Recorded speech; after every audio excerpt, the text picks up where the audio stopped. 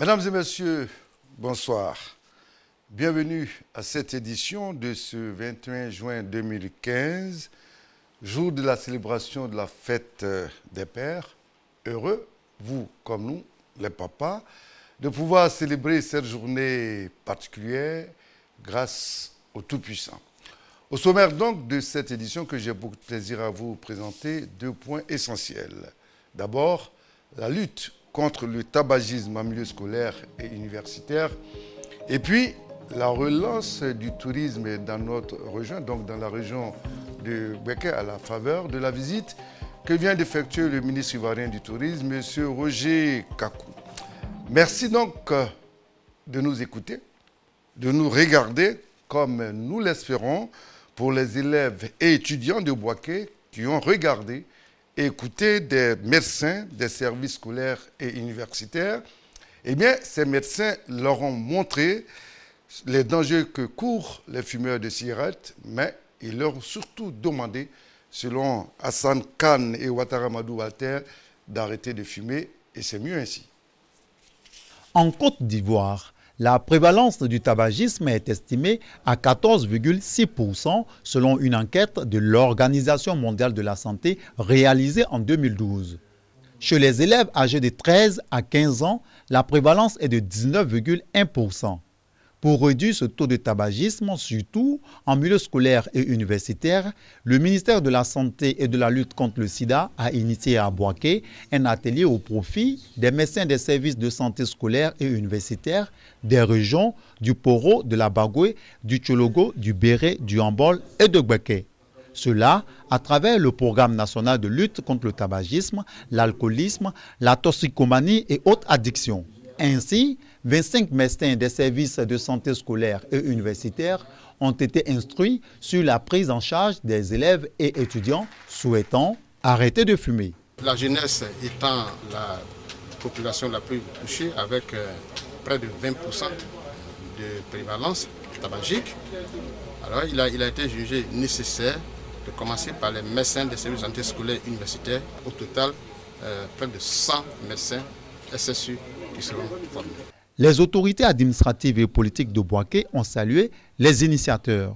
Pour ces autorités, cette action contribuera à augmenter l'espérance de vie des élèves.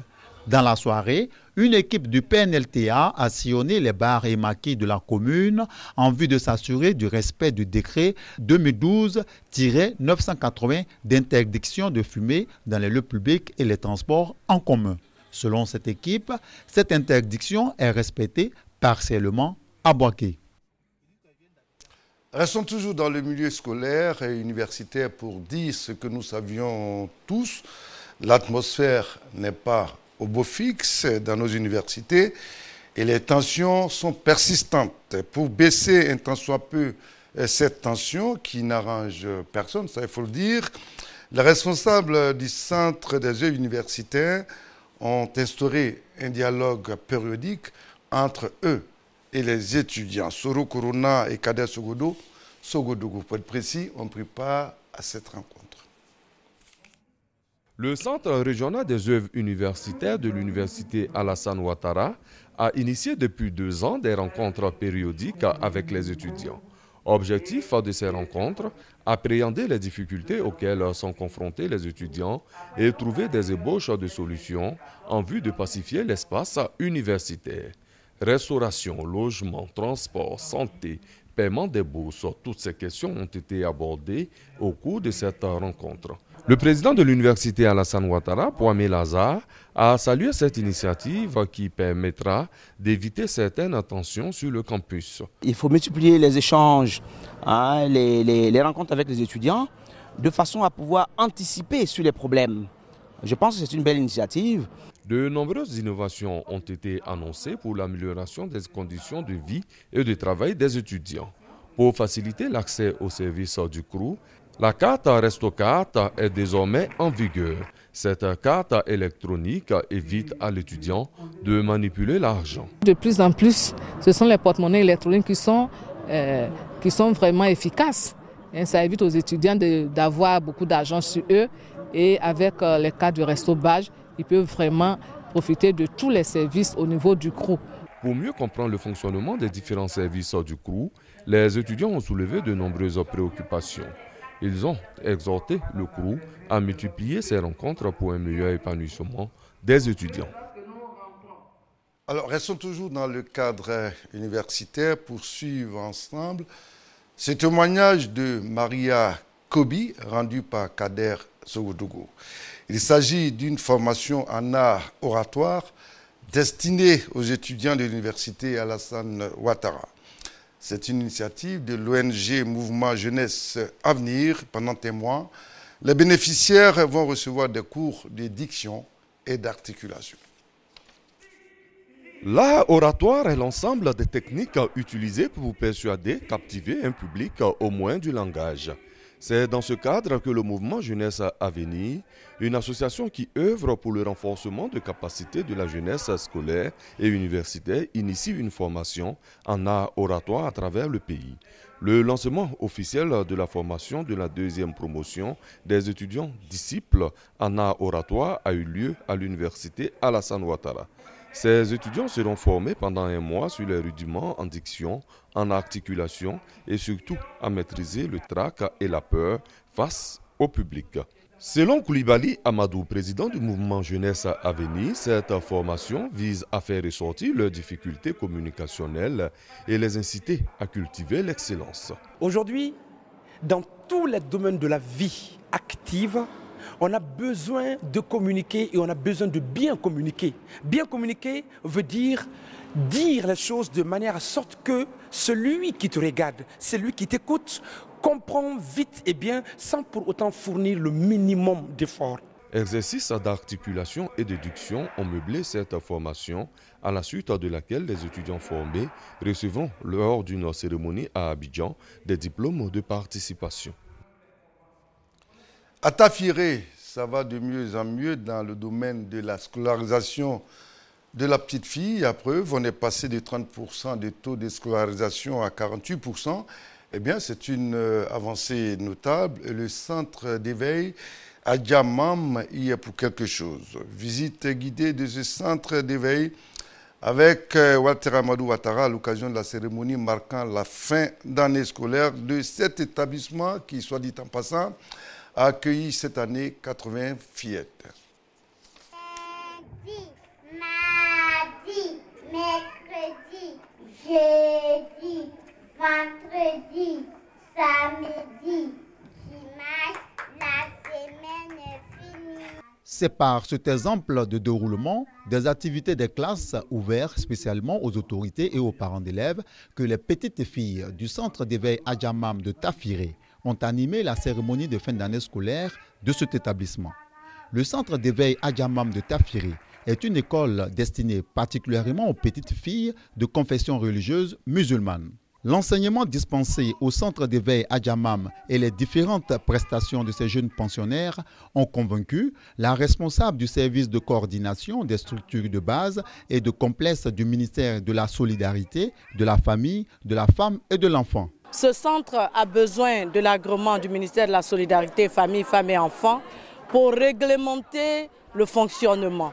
Avec toute la pédagogie qui est donnée ici, nous pensons qu'il est dans les normes. Grâce aux efforts conjugués de l'administration publique et des différentes organisations non gouvernementales à Tafiré, le taux de scolarisation de la petite fille qui était de 30% ces dernières années est passé à 48%. Résultat, jugé encourageant par la marraine qui promet de soutenir toute action en faveur de l'épanouissement de la petite fille. Il est bon que nous qui avons eu la chance d'aller à l'école, de venir vers nos parents, les sensibiliser pour pouvoir scolariser les enfants, surtout la jeune fille. La remise de kits scolaires et divers matériels éducatifs, puis des bénédictions ont mis un terme à la cérémonie. Dans tout autre domaine, nous le savons, nous sommes au 4e jour du mois de Ramadan, mois de jeûne, de solidarité et surtout de sacrifice. Eh bien, l'Union des sœurs musulmanes Nourallah l'a bien compris, à preuve, cette union vient de soulager certaines personnes démunies. Ouattara Djeneba a assisté à la cérémonie. Voici son compte rendu lu par Kader Sogodougou.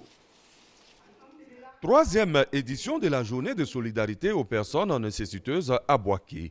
Une journée initiée par l'Union des Sœurs musulmanes Nouroullah, structure qui œuvre dans le social. Les membres de cette union ont offert aux démunis des vivres composés de riz et de sucre en vue de leur permettre d'avoir de quoi se nourrir en ce mois béni du Ramadan. Pour la présidente de cette union, Condé Karidiatou So, cette journée vise à interpeller la communauté musulmane, voire la société ivoirienne, sur la nécessité d'exprimer sa générosité envers les démunis. Saluant cet élan de générosité et de partage, les intervenants ont traduit leur reconnaissance à la structure donatrice. Ils lui ont rassuré de leur soutien. Le représentant du parrain Eladja Malik Fadiga se réjouit de cette initiative. C'est une première pour moi de voir des femmes musulmanes faire des dons aux démunis. Je félicite les femmes de Nouroullah pour ces activités-là au nom du parrain et je souhaite que ce genre d'activités se multiplient au niveau de la communauté et que les autres femmes de la communauté puissent avoir d'autres organisations de ce genre pour aider les démunis. L'imam Ouattara Makama a prononcé une conférence sur le thème de la solidarité. L'orateur, à travers sa communication, a invité l'assistance à l'entraide, au partage et à l'amour du prochain, des valeurs fondamentales de l'islam.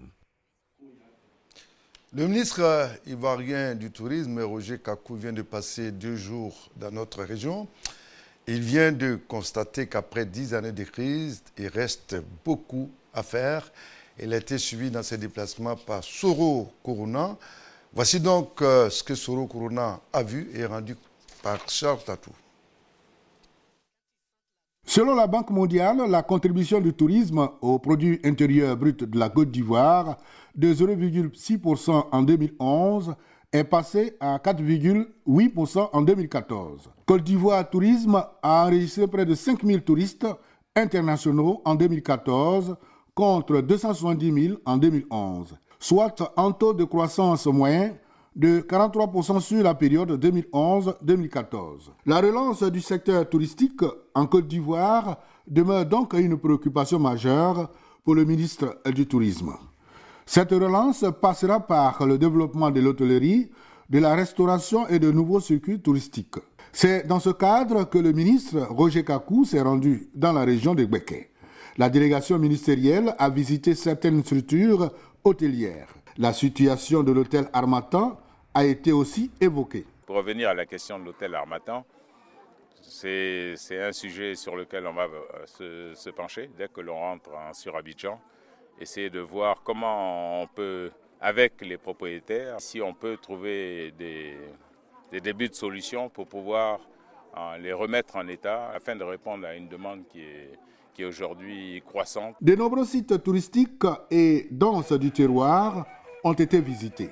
Les berges du barrage Loka, la montagne Sacré-Fli de Landibonou, ces roches mystérieuses avec des traces des pattes de certains animaux ont attiré l'admiration des visiteurs du jour. Le Goli de Bendekwasikro, danse de réjouissance importée du peuple Ouan, attire de nombreux touristes. De Landibonou, la délégation s'est également rendue à Tanou Sakassou. Tanou Sakassou a fondé sa réputation sur la fabrication artisanale des pots de fleurs et autres œuvres d'art. Après sa visite à l'intérieur de la région de Gbeke, le ministre a échangé avec les acteurs de l'hôtellerie et de la restauration. Il a été question du nouveau code du tourisme et de la nouvelle politique générale du tourisme en Côte d'Ivoire. On est en train de voir avec eux comment l'administration ivoirienne peut leur venir en soutien pour la restauration, la réhabilitation de ces sites. Au niveau des sites touristiques eux-mêmes, on a identifié des sites que l'on pourrait aménager en sites touristiques. À travers cette tournée dans les régions du pays, le ministre du Tourisme veut faire du tourisme un atout économique qui favorise la création d'emplois dans le pays. En sport football, on a joué pour le compte de la 22e journée du championnat national. Eh bien, l'AS Tanda est désormais leader. Eh bien, cette équipe a battu la SEC Mimosa par le score de 2-1. Revenons chez nous et rendons-nous au stade de Yaoundé. Le stade de Yaoundé, eh bien, ce n'est pas au Cameroun. C'est le stade situé face au 3e bataillon ici à Boaké. Ce stade a abrité la finale d'un tournoi de nommer le tournoi de la cohésion sociale et doté surtout du trophée de Kwadio Nestor, un cadre de la région. Parmi les spectateurs, Amadou Ouattara et Kader Sogodogo. 16 équipes issues des différents quartiers de la commune de Bouaké ont pris part au tournoi de la cohésion sociale doté du trophée Kwadio Nestor. Sortie victorieuse des phases éliminatoires, Djoliba de Djamourou en bleu et jaune et la jeunesse sportive de Kotiakro sont les équipes qui constituent l'affiche de la finale. Une finale qui a bénéficié de l'appui des autorités administratives et politiques de Bouaké, venues en grand nombre au stade Yaoundé du quartier Sokoura. Dès l'entame de la partie, le Djoliba de Djamourou se montre plus conquérant et déterminé à remporter Dame Coupe. Cette volonté s'est traduite par des offensives accentuées sur la défense de la jeunesse sportive de Kotiakro, cueillie à froid à la 5e minute par la réalisation de Drabo Daouda. La jeunesse sportive n'a pas le temps de se remettre de ce bain froid, car à la 25e minute, Koulibaly Sekou double la mise pour le Djoliba. À 2-0, la motivation se fait de moins en moins sentir du côté de Kotiakro, qui va à la pause avec ce score défavorable. En seconde période, la jeunesse sportive fléchit pour la 3e fois.